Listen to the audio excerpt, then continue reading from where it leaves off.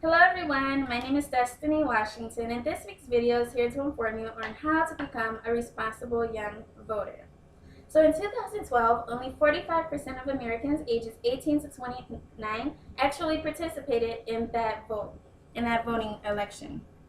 As you can see from my chart here, I know it's hard to read, but this would be the population ages 18 to 29, while our population ages 30 to 44 showed out and their attendance was at 59.5%, while our highest voting population is currently within our citizens ages 62 years of age and older, and they actually had a 72% turnout rate.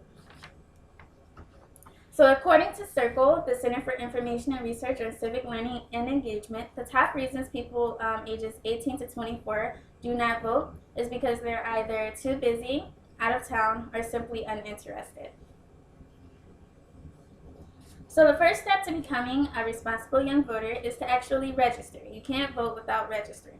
So here in Ohio, all you have to do is be 18 years of age or older, and you simply go to the Ohio Bureau of Motor Vehicles. You can fill out the form there at least 30 days prior to an election, and then turn it in.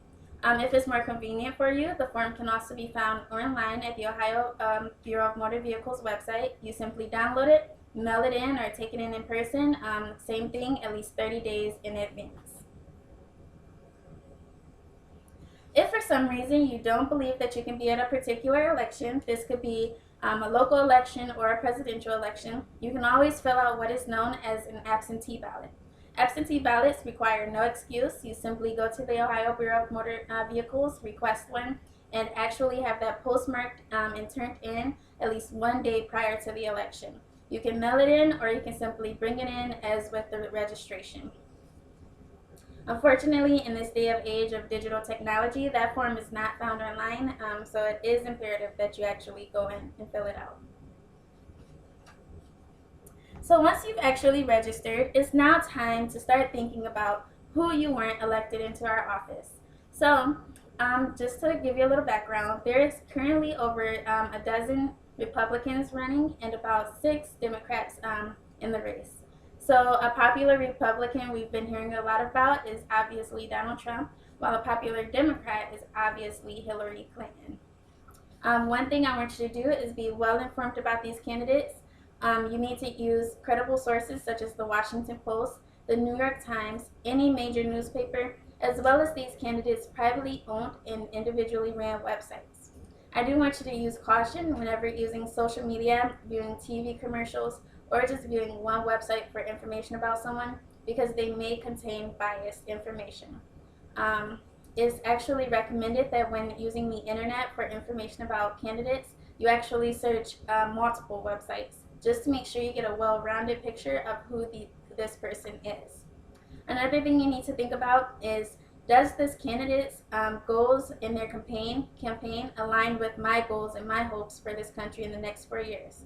As we transition from college students to actual adults in the real world working, these candidates will affect our lives in every possible way, be it healthcare, be it money, any social, economical, political way. They will be affecting our lives. So it is imperative that you choose wisely and you take voting very seriously. Okay, the next step, once you've registered and everything, is to actually vote. Participate in your state, your local, and the national elections. So the next presidential election will be November 8th of 2016, and the polls will open at 6:30 in the morning and close at 7:30 that evening. All you need is a valid piece of ID and to know the last 4 digits of your social security number. A valid form of ID can either be your military ID, your passport, a state ID, or your driver's license, of course.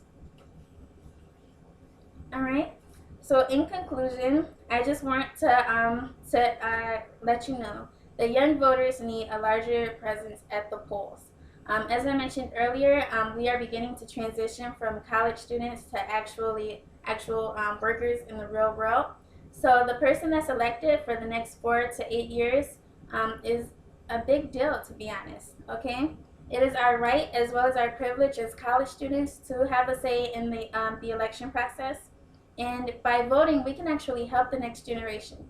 So our brothers, our sisters, our cousins, if we elect the right person, the right candidate, then they may be able to experience things we can experience because maybe the funding wasn't there for certain programs. We can also help shape the country in a way that we see fit. So if we choose a candidate that we think, really values education and values musical education, then find that candidate and vote for them so that, you can shape the country to be a more musical, appreciative society. Okay? In conclusion, my name is Destiny Washington, and I hope this helped you become more aware of the voting process. If you have any other questions or concerns, you can always contact your Ohio Bureau of Motor Vehicles. You can also contact your County Board of Governors. And also, one little tip is that college campuses typically hold polling booths. So as the time of the 2016 presidential election nears, you may want to ask a campus official if they plan on holding elections on campus. All right, my name is Destiny Washington, and I will see you later.